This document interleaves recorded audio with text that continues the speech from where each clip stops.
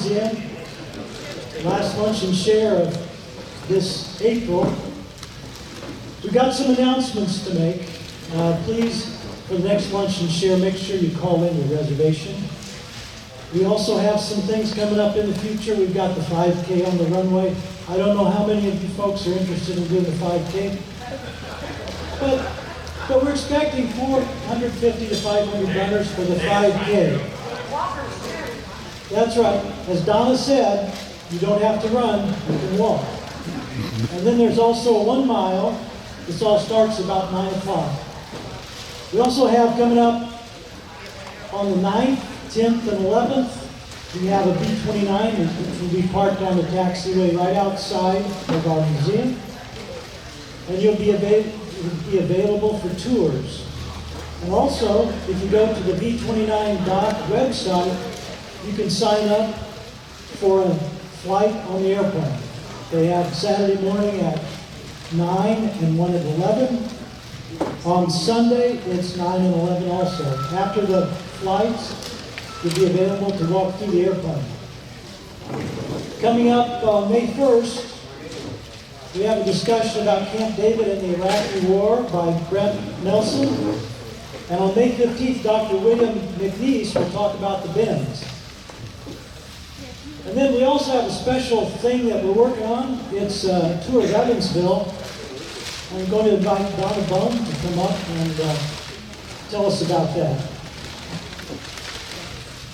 Hello again, everybody. How are we doing today? Good. Wait till my grass is dry. All of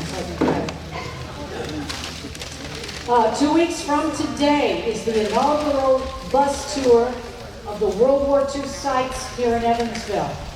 I've already got 22 people signed up. I have room for 18 more. It's $10 a person, and we're going right after the Lunch and Learn 2 weeks from today, May 1st at about 12:30. We'll leave here from the museum parking lot and take you by some of the sites where some of the essential war factories were located, a bar or two, some of the offices, a little bit of everything, where the factory workers were living. This photo behind me is one I discovered online about a month or so ago. It's an aerial shot of the shipyard. Never seen this before. It's fascinating because you can see just about everything in this photograph with the docks where the equipment's loaded. You can see Lee Johnson in the corner. It's hard to see from where you're sitting, but you can see the Centennial School that was a little back behind it, so it's an interesting shot. This next one is, of course, the McCurdy Hotel. That hasn't changed much in the past 100 years. Next shot is Republic Aviation. That's what it looked like right after it was built. I did a couple of high school presentations yesterday at Mater Day, and I always ask them, this building is still here in Evansville today. Where is it? And they go, duh. And then I'll say, well, would it help if I told you it was blue? Oh, yeah, yeah, okay, I know where that is. The Idle Heart Factory. Do you know that there's as much concrete in the ground right underneath those towers as there is in the towers themselves? They had to stabilize them because of the coal mines that were underground around the site. And what's the next one? That's not mine. Did I do all 5? Okay, USO was supposed to be in there somewhere. Okay, all right, so if you're interested, I still have 18 spots open. I'll be over here. You can come in. It's $10 a person. And once we fill this one up, we'll start taking names for the one after the first Lunch and Learn in June. That'll be our second one. Thank you.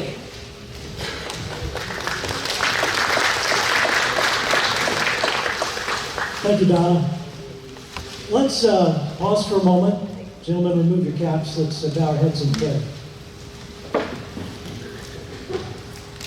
Lord, our most gracious God, we give you great thanks for your creation and the many blessings that have come forth from it. And today is a special day, the day that starts the series of events where we are given, for those who are repentant, the greatest gift of all, the sacrifice of Jesus Christ our Lord. We give great thanks also for the food we have today and for the country in which we live, for the freedoms we have, for the men and women who sacrificed, for the volunteers at the museum, for those who fund this event, the Bronstein Foundation. We give you great thanks. We ask that we would be going forward with your wisdom and your patience. We ask this in Jesus' name. Please stand, and we'll have the Pledge of Allegiance.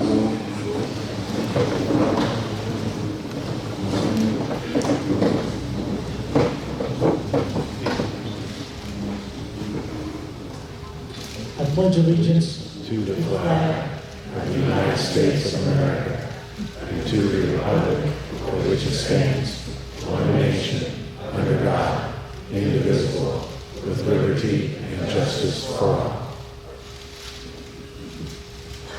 Larry Head will lead us in the Star Spangled Banner.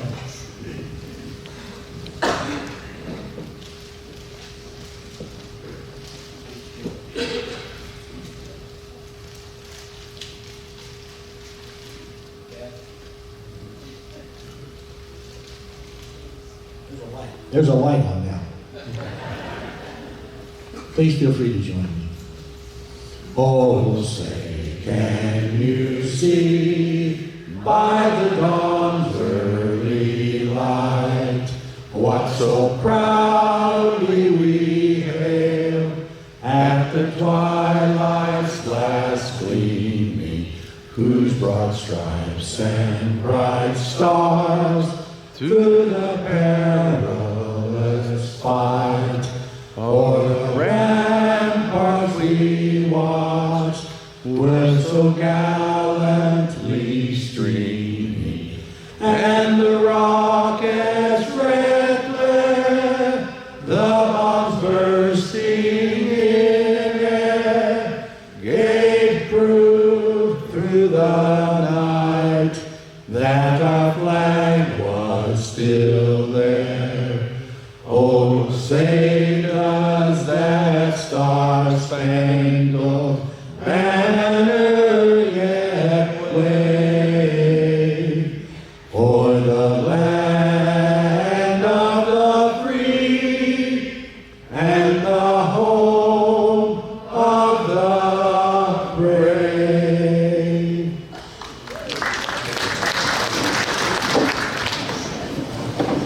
Thank you, Larry.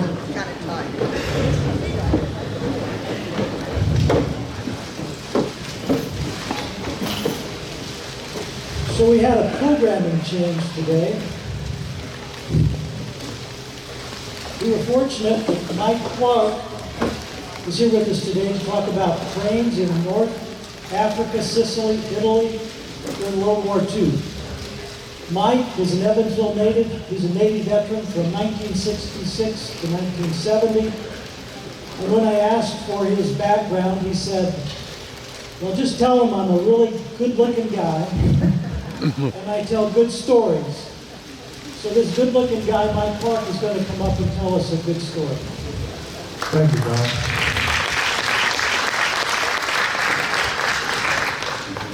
Well, we all tell a few lies every once in a while. I guess you can hear me. It sounds like it. Involved in the difference of programs was just a switcheroo. I was prepared for this. Being prepared for it is understanding what's going on. I don't know if you're familiar with statistics on public speaking, but they did a survey many years ago, and they asked what people feared most. And other than death by fire, people said they feared public speaking worse than anything. So here I am. So, some of you probably saw the slides that we had running. Some of those slides were my model railroad outfit, and I had to disband that when we moved.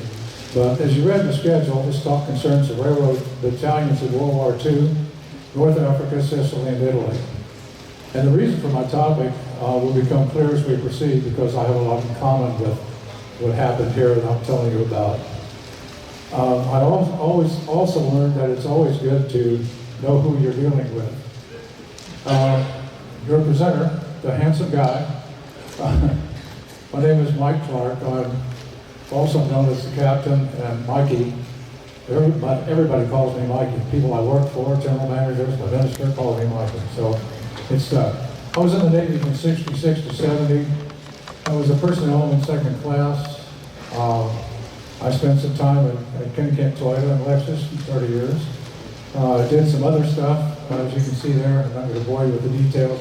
But at the bottom, I'd like to point out that I was 161 out of 357 students at Wrights High School in 1964. So I didn't do a lot of my homework. I come from a military family. This is my Uncle Bob, Harry Robert Clark. He was in the Navy in the South Pacific during World War II.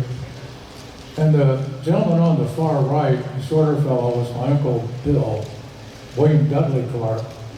He was in the 82nd Airborne. He did 3 combat jumps during World War II. His most memorable was in Normandy. He jumped out of a perfectly good airplane at 5 a.m. above St. Mary-Glees, France, and he made it back. He did get shot twice during that time. And this is my father-in-law, William Edward Bye, Bill Bye, as everybody calls him. He was in the Army Air Corps during the war, and he was stationed on the island of Tinian in the South Pacific. That may ring a bell to some of you because that's the same island where the atomic bomb was put together. And his platoon was next door to where they were doing all the work. And I said I was from a military family. This is my oldest son, Brian. And I got to tell you a quick story. I digress, and we'll find that out. That's a picture of him in the Middle East. I think it was in Kuwait. He was in the Air Force and the security police. My wife was sitting in the front row. She's heard this story before. She asked me when he was over there, she said, "Well, what do you think he's doing?" I said, "Well, he's security police." I said, "He's guarding airplanes. He's carrying a 45 on his hip, walking around in the base there." She said, "Really?" I said, "Well, yeah, that's what they do."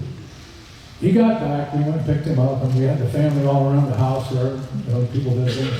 And he's sitting on the couch showing pictures to my wife.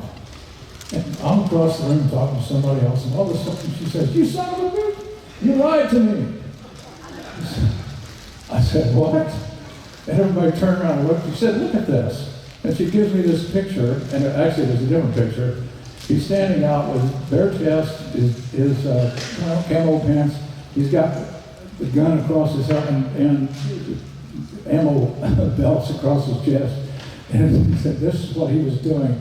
He's out in the desert, And I said, "Well, you wouldn't have made it through the past year if I hadn't told you, if I had told you the truth." And she said, "Yeah, you're right." So anyway, that's pretty much takes care of that. Except I always want to point out the people that were at home. The wives, girlfriends, mothers, of course. This is my grandmother, Leila Doris Clark, and her 3 sons. My dad's on the left, on your left, and of course my Uncle Bob is in the center, and then my Uncle Bill. And a strange fellow showed up just as they popped the camera. And you might recognize that guy. So, anyway, this is my dad, Wallace E. Clark, and he gave rise to this talk. He was in the railroad battalions in North Africa, Sicily, and Italy during World War II. And excuse me.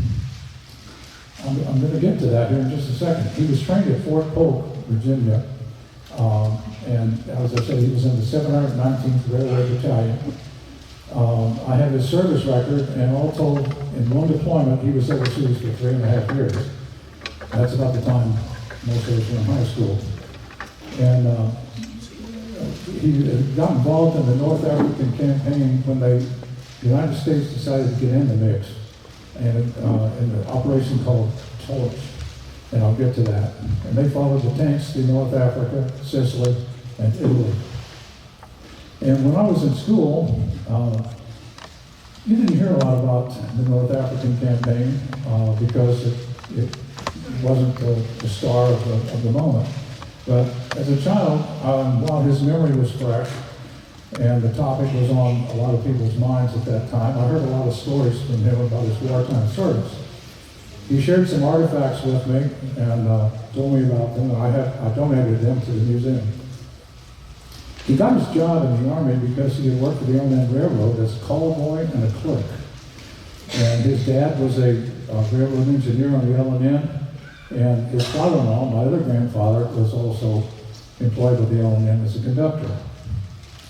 And providing a little background, I guess he was a clerk in the Army, and when I enlisted in the Navy, I ended up being a clerk. So it kind of goes with the last name. In England, years ago, if you were a clerk, you could have gotten to be Clark by the time it got to the United States. So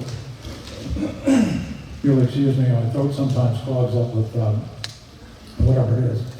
I just wanted to keep the family tradition alive and went in the Navy as a clerk. So the war in North Africa is not a major topic, as I said, until the 1970 movie, Patton. And then most of you have seen that movie, you realize that that's where most of that stuff took place. And to give you a little background, further, I ran into Dr. Browning some time back and asked him if this subject might be of interest. And he said, sure. So we made arrangements, and this is why I'm here this time.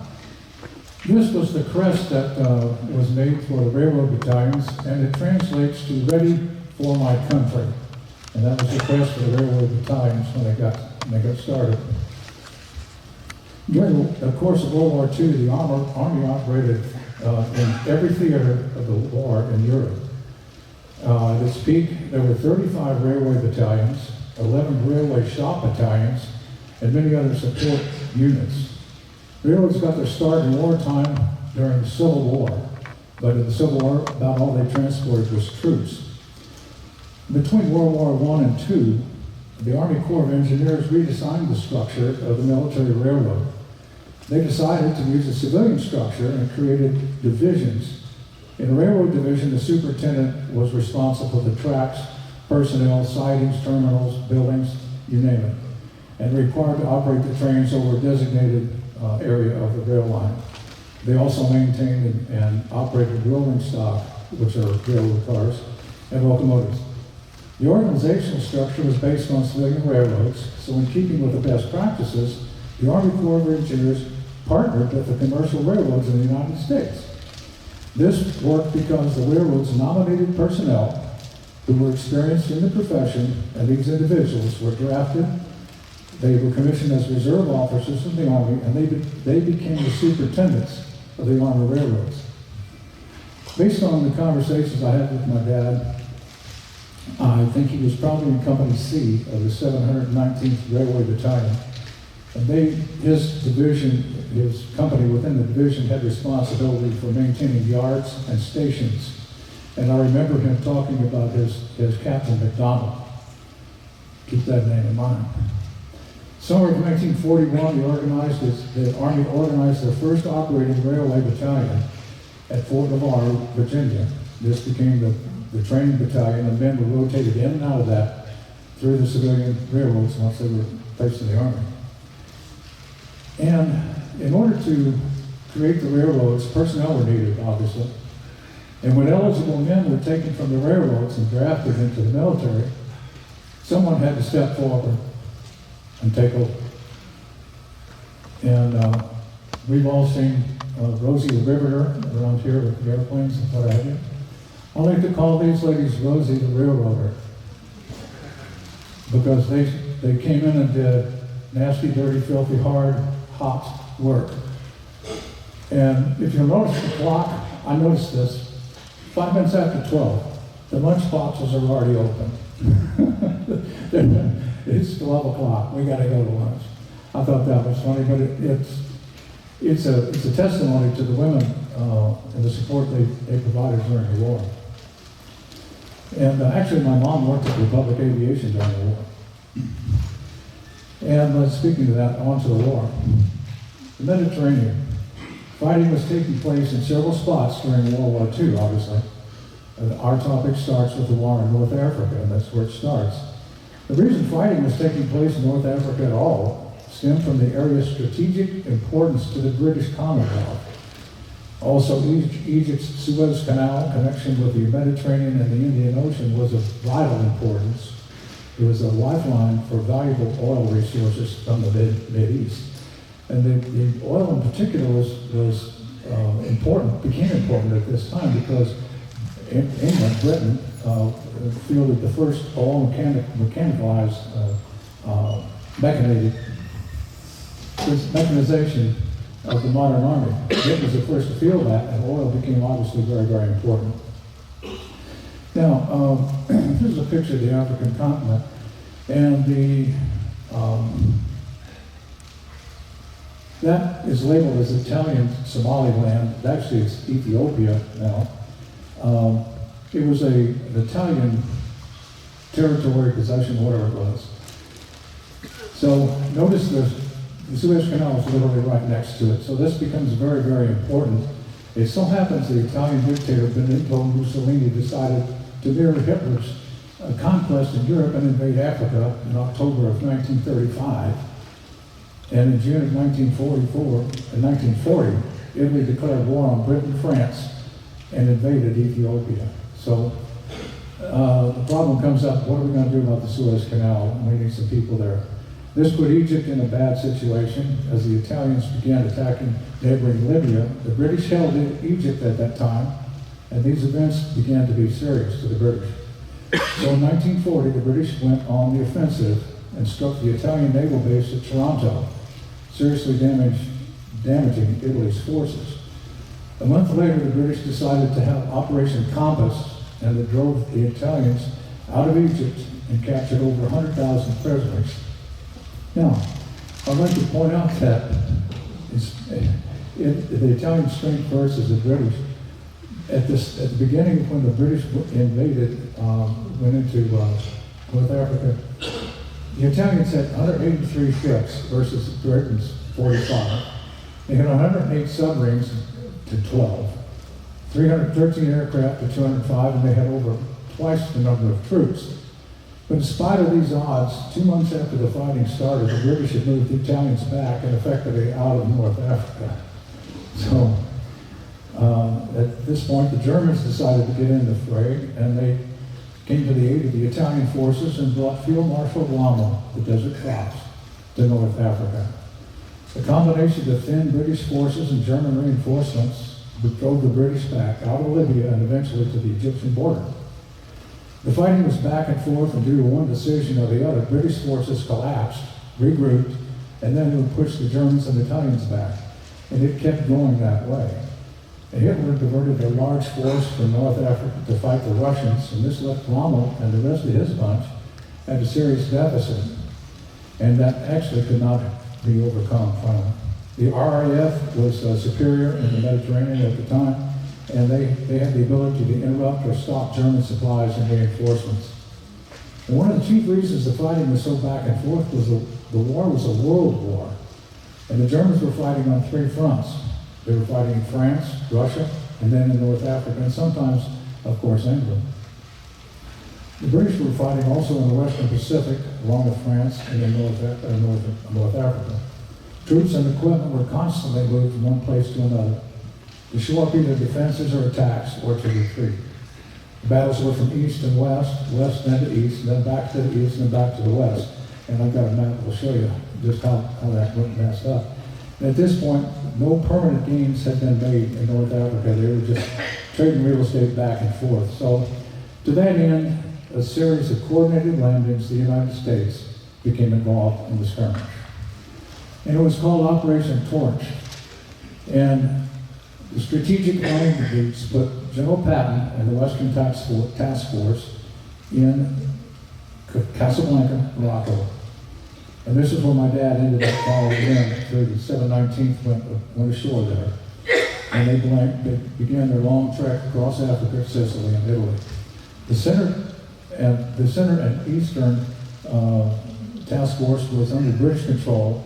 General Fredenhall landed near Oran, and the Eastern Task Force, led by General Charles Ryder, landed near Algiers. The whole idea was to sweep the Germans and Italians out of North Africa, but where to was unknown. It was anybody's guess whether the retreat would go through Sicily or Italy. So we've all heard the Army runs on its stomach, and that leads us to supply. And this is the slide I was telling you about. All those black lines, wavy lines, is where the conflicts were. At one point they're over here, and then they got driven back, and then they made an advance and got driven back. Sorry, that's a little bit blurry, but it does give you the idea. And if you can see there's a long way across Africa. And this is another picture of Morocco all the way over. And just to give you some idea of the size of this thing, what we're talking about, some of the distances, Casablanca to Algiers was 600 miles. You can follow this as we go. Tunis to Al Hammam was 200, Al Hammam to Las Wanaf, 800 miles, 800 miles to Alexandria, and this whole thing got to be 2,600 miles long before they got finished. So that's a long way, about the same distance as driving from Pittsburgh to Seattle. Now, what did you have to walk? And this is what a lot of that terrain looked like. It's the desert, folks. So this is where the railroad battalions came into the picture, because the idea of waging war is totally dependent upon having enough troops, fuel, food, equipment, and of course ammunition. First railway personnel arrived in Africa in December 1942. And railroading in North Africa had its challenges because everybody that was dealing with everybody else was in different countries. British, French, United States, and the Arabian countries. Language many times was done with hand signals, and my dad actually showed me this. This means come here, but it means in French and Italian. But actually, if you do this in the United States, it means to go. So this was a problem. And then anything when you got into a locomotive or walked by a rail car, it was all in some mysterious language. So there was some problems there going on. So this is the map of what the railroads looked like when they showed up in North Africa. So when the Allied invasion of North Africa was in the planning stage, it was estimated that it would require 34 trains a day to move 5,000 tons a month from the seaports to the front lines. Despite the difficulties, by 1943 in June, the railroads were moving 90,000 tons of freight a week. General Eisenhower noted this and commended their efforts and called it Yankee ingenuity. Food, water, medical supplies, personnel require lots of support, not only food and water, but clothing, bedding, sleeping quarters, mess halls, offices, everything that goes with everyday life. This had to either be supplied, shipped in, or found in the countries that they were working in, and that stuff may not have been suitable for use by the United States and the British. And basically, it's like taking thousands of men on a camping trip to a foreign country where there's a war going on. So you have all of those problems inherent in everything you touch or do. And this is a picture of actually a troop train in either North Africa, Sicily, or Italy. And this gives you an idea of what it's like to ship stuff on rail. You have a bunch of jeeps and a bunch of trucks, and of course there are half tracks, tanks, and whatever. And then logistically, getting that stuff onto those rail cars is a process, and then getting them off where you take them is a process, because you can't get 6 guys to lift a jeep or a tank or a truck off of a rail car. So it was a logistic problem. And keep in mind there's a war going on. So there's also a situation where you might have to transport other things. Their assignment eventually became to build a supply line over 2,000 miles long. They needed everything from teaspoons to toilet paper at the front lines. And notwithstanding the needs of the workers and the troops patrolling nearby, the railroad itself had innumerable supplies needed. Railroad materials like track, ties, switches, and rail, plus the tools needed for from track plates, spikes, mauls, hammers, and pry bars.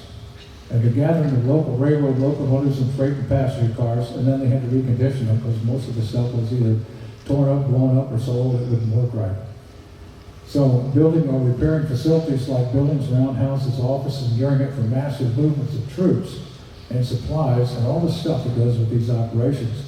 You can imagine it's a nightmare in a country where you don't speak the language. It doesn't look like where you came from, and you've got a job to do and people might be shooting at you. So I've also had a little bit of experience when I'm one part of my career. When I was working at the strip mine up here for Peabody Coal Company, one winter I got the opportunity to work on a track crew. 5 of us replaced about 2 miles of rail and ties and everything. And I can tell you one thing, it's hard physical work and very demanding. And the reason this operation took so long, I was talking about the terrain. The terrain was either flat or hilly, depending on where you looked. Rock formations cropped out randomly. The soil was either dirt or clay or sandy for miles on end, and it was rocky and hilly, and much of the terrain was unsuitable for permanent fixtures like railways, because it might have been sandy here, clay over there, and if it did rain, you're going to have a difference in problems. So the war was being fought on several theaters, and the troops and equipment were jerked from one front to another. If it weren't for the railroads, these transitions would have been impossible. They would have taken a long time, or maybe even forever. Also, gains in one theater would allow countries to secure that area and move to another place. And the fighting back and forth. And in my research, I found out they were firing generals right and left. Because if somebody didn't get the job done, they brought somebody in and they finally get the job done. This caused trading in real estate.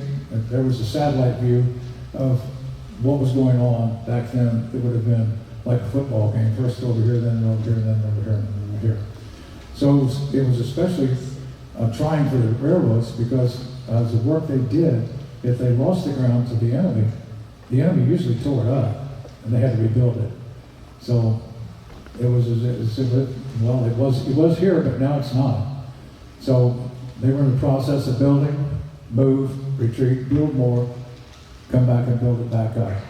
And once the last battle had been won by the Allies, the next step was Sicily, as a natural path to Italy and the fascist forces, which were reinforced by the Germans as well.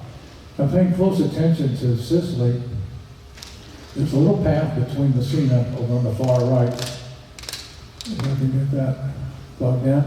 And that's where one of the major portions of the upcoming attack went in. And historically, Sicily has been the primary path for invasions into Italy. The Phoenicians, Carthaginians, Greeks, Romans, and the Moors all took the path before the Allies did. Sicily was decided upon because of the fact that the Allies had air bases. The British had an air base in Malta. It was only 60 miles from Sicily, and they could provide a tremendous amount of air support. And this is an LST off-roading railroad equipment, and you can see the problems inherent. See that they have to pull up to something to get the rails connected to what's in their ship. So logistics nightmare. And they had a few tanks on these rail cars as well. The terrain on the island is mostly mountainous, rolling valleys, lowlands, and near the eastern coast, you got to be a little bit lower. A lot different from the places the Allies had just left in North Africa, so they had an adjustment to make in the atmospheric conditions. There's also a volcano, Mount Etna, which actually had been, it erupted in 1942, and it actually is still active somewhat today. And early in June 1943, the Allies landed in Sicily, and 3 days later, the 1st Railroad Battalion went ashore, and in 4 hours, they had organized the National Railway workers to help them. They located equipment, did reconnaissance of the rail lines after landing, and at that point, they began to move a small amount of supplies and equipment. 3 days later, they were moving 800 tons and eventually operated over 13 miles of railway in Sicily. And they used 300 locomotives and 2,500 rather, freight cars carrying over 3,000 tons of supplies daily. for the 7th Army. Here's troops in Messina, which is that they were basically, that's a dropping off point to go to Italy. And interesting side notes. Excuse me. Interesting side note, the Allies hit the island of Sicily on July 10th of 1943. July 10th. July 25th, the Italian troops were withdrawing from the island. And the Germans stayed around for a few weeks. And by August the 10th, literally 2 weeks later, the Allies were planning a major push to get the last Germans off the island. And before they got started, they found out the Germans were already gone. So by September, the Allies had advanced to the mainland of Italy. And looking at the map, you can notice something interesting about Sicily. How would you go to Italy if you wanted to really make a big splash? Would you go from Sardinia or Corsica or Sicily? It's about the same distance from North Africa. So here's a neat story.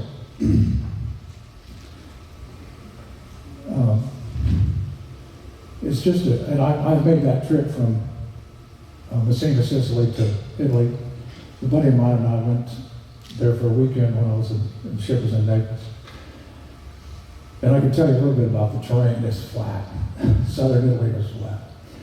So you got a situation here. The Allies have kicked everybody's butt, and they're headed to Italy. So what do you do if you're Hitler? Well, as it turns out, I'm going to relate this story. It's true, and it's fascinating. Ian Fleming could not have written a better James Bond novel. So follow along. It happens that a British Marine was found by the Germans washed ashore dead in North Africa with a briefcase attached to his wrist. The briefcase, of course, was full of secret intelligence about the Allies' plans. The plans showed an attack to be launched from the islands of Corsica and Sardinia. This information made a hasty trip to Adolf Hitler, who scrutinized the plans in the smallest detail. He used this information to plan his next move. He sent ships and troops to the island of Sardinia and Corsica to head off the Allies' planned attack. But as it turns out, as things would have it, the Marine was found with a briefcase strapped to his wrist was in fact a homeless Sicilian man who had committed suicide. The briefcase, of course, had false information, fake maps, truth strings, and dates, and locations. So the rest is history, as I say, and shortly after that, the Allies began their assault on Italy. But Hitler had these plans, and due to that false information, there was almost no forces on the mainland of Italy to stop their invasion from Sicily. To make matters worse for the Germans, Hitler thought this was a fake attack, and the real attack was going to come from Corsica and Sardinia because he had those plans. And it took a little while for him to figure out that this was not really a fake, this was the real thing. And so they threw some troops over there. So the Allies designated this is another picture of the southern part of Italy. You can see the attack going in, and that was at Salerno, and then Montgomery went in through the heel there. The British 8th Army with General Montgomery launched an amphibious attack on the bottom of the Italian peninsula. And on September 9th, General Mark Clark commands the 5th Army in Operation Avalanche, and they landed at Salerno. Now, in North Africa and Sicily, all manner of obstacles were encountered, and the railroad battalions had the same problem when they got to Italy, because this is actually a picture from Sicily, but it's the same thing. They were repairing a bridge that had gotten knocked out. Fighting continued as slow progress was made, and in September, the citizens of Naples had started attacking the German soldiers, and by October 1st, the Allies entered Naples. And when I was there in 1967, the mess had been cleaned up, and buildings had been rebuilt, so everything was okay. So in Italy, by this time, railroad yards were prime targets for the Allied bombers, because that's where the industry started and that's where it finished. Transportation being very important. 2 years of raids had destroyed railroad facilities and torn track into piles of bent and bizarre shapes. Once the railroad battalions had reached Naples, they found devastation almost complete at the rail yards. With burned out cars, twisted rail, everything was strewn about, and that what wasn't broke was completely destroyed. Everyone worked feverishly to get things functioning, and within 3 days, they had a test train with 5 rail cars that could 4-mile run from the yards. Within 4 more days, 6 trains were moving an average of 450 tons every day. And meanwhile, as fate would have it, Mount Vesuvius erupted in Pompeii, south of Naples, and it destroyed 80 U.S. aircraft and displaced thousands of people in the Allied zone. A major portion of that area was covered in volcanic ash, dust, and rock. And this is an actual picture of that eruption in 1944. As you might suspect, that's normally a snow-capped mountain, which is actually a neat view when you first wake up in the Bay of Naples on the ship. In preparation for the Liberation of Rome during the summer months, the U.S. Air Force sent 600 aircraft to Rome. They dropped over 9,000 bombs on the city of Rome. Most of the attacks were directed at factories and rail yards. A total of 110,000 sorties were conducted by the Allied forces. 60,000 tons of bombs were dropped before the fall of Rome. The bombings were on military targets, but however, the people, the silica was damaged not significantly. Obviously, the destruction was directed away from the Vatican, but in 1944, that bombing was not the exact size it is today. So, some collateral damage. The going got tougher at that point. The Germans were holed up in Rome, and they set a line of defense at a place called Monte Cassino. I heard my dad talk a lot about this.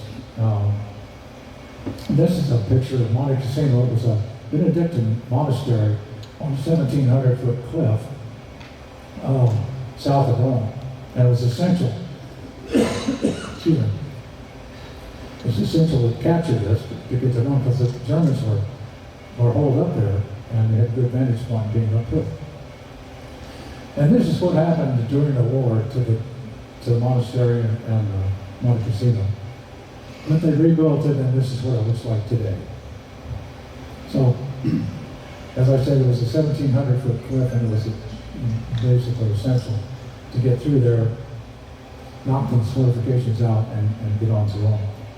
Fighting was active for a period of about 6 months more, from January 44 to June 44, when the Germans finally evacuated the city, and the Allied troops moved into Rome. The fighting was not as back and forth in Italy as it had been in North Africa, and the crews were then able to make lasting repairs in many cases. And Pope Pius XII had been very active in his calls for restraints of both the Germans and the Allies. And when the Allies came into the city, he thanked both the Germans and the Allies for their restraint in waging war in the city, and as well as near the Vatican, without much collateral damage. Matter of fact, he would have it, he was so thankful for the liberation that he contacted Allied commanders to have an audience with some of the Allied troops that were occupying Rome. The general, you know how this you know how this works. The general told the major that the Pope wanted some guys to thank. So the major told the captain, MacDonald. So the job fell to Captain MacDonald, who had arranged for 24 soldiers to go have a private audience with Pope Pius XII. One day, he walked in the office and said, "Clark, make a list of 24 of our guys to go have a personal, private audience with the Pope so that he can thank us for liberating the city."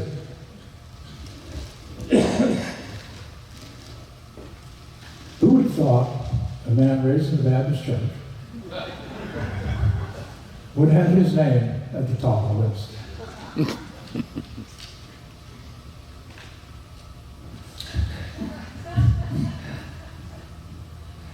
This gets a little shaky for me. This is a prayer from the Pope for my dad's family. And it's hung in my parents' house as long as I can remember it. It's now my house.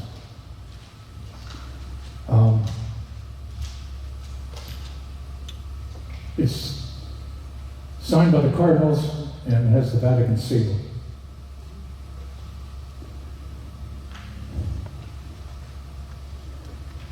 Now, the advance from Rome to the Italian border was much the same. The railroads played a large part in the transport of goods, services, and troops throughout Europe until the end of the war. That was May 8, 1945. Fighting continuously happened until the Germans surrendered. And here we have Field Marshal Wilhelm Keitel, May 8, 1945, signing Germany's what's called the definitive surrender. The last troops surrendered in May 11, 1945, at the Prague Offensive in Czechoslovakia.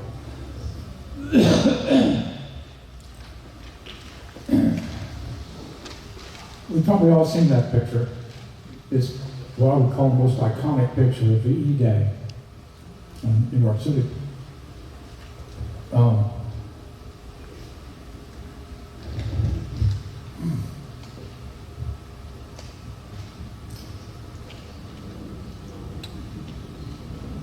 like to thank you all for being here today. It's my pleasure to present this material. Some of the stuff's pretty personal, as you can gather.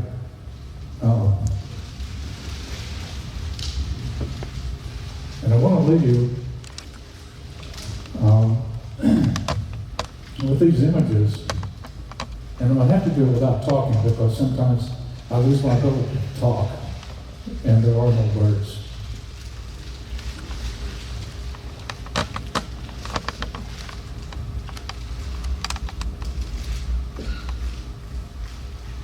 I want to give you time to read this, but I can't read it to you. It's too much.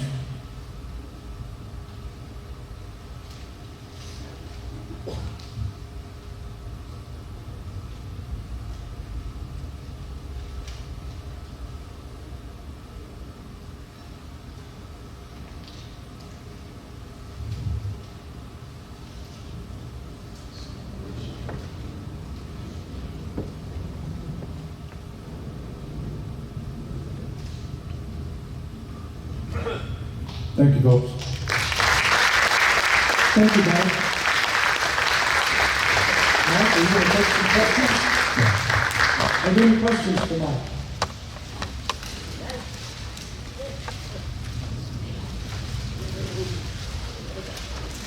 Go ahead.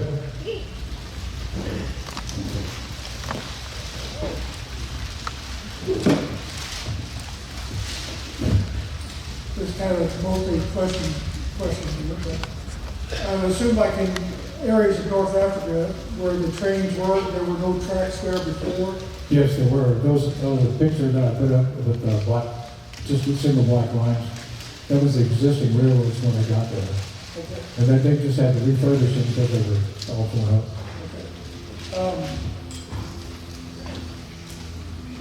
Do we have a bunch of our own engineers over there to help put the things back in shape again once that was all done?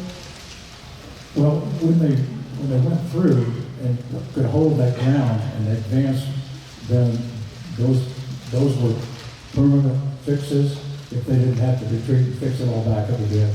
So when they left, it was pretty much the way they found it. And then they've had to relocate some things, but yeah, it was basically put back where it was. Were a lot of the train tracks, were they all standard size tracks, or did No. each of the countries have their own thing? No, there was a narrow gauge that they used, which was obviously smaller, and it was almost like a go-kart situation. They were just the old mining tracks were like a reduced gauge. They were, the regular tracks are like this wide, and narrow gauge is like this wide, very small, and they weren't compatible, obviously. So some of the countries had narrow gauge and some of them had, vertical gauge. So each of them supplied their own trains to do that then, or what? Well, what happened was, there's a war going on, it was distress, everything was in disarray. And they formed these battalions with professional people from railroads here in the United States. They were drafted, the officers were professional people, they had been train masters, yard masters, what have you, or engineers, or whatever, in the U.S. on commercial railroads. And then they were into the military, and then of course, guys like my dad who had railroad experience here, they found that out, they put them in railroad battalions, and so it's more like, now we have a military railroad group, and it looks a lot like the ones that we used to be in the Howell Yards there. But we didn't supply any of the actual locomotives, they were all there beforehand? Whatever was, I don't know if they took our own rolling stock and locomotives, but I seriously doubt it because of the logistics situation. There was stuff there, there was operating railroads there. They've been, torn up a lot, and that's why they had to recondition all these cars and locos and get them back in the working order.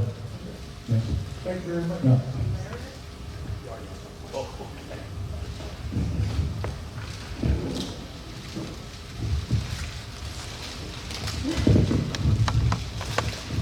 Yes, about 20 years ago, the Riverboat Hotel had a World War II exhibit, and they brought in named speakers, and one of the speakers they brought in was this nurse that's in that photo.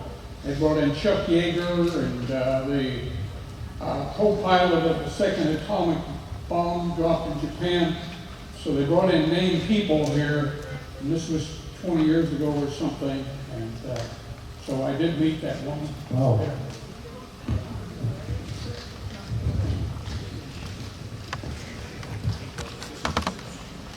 Okay, that means everybody understood everything I said, and I did a really great job of it.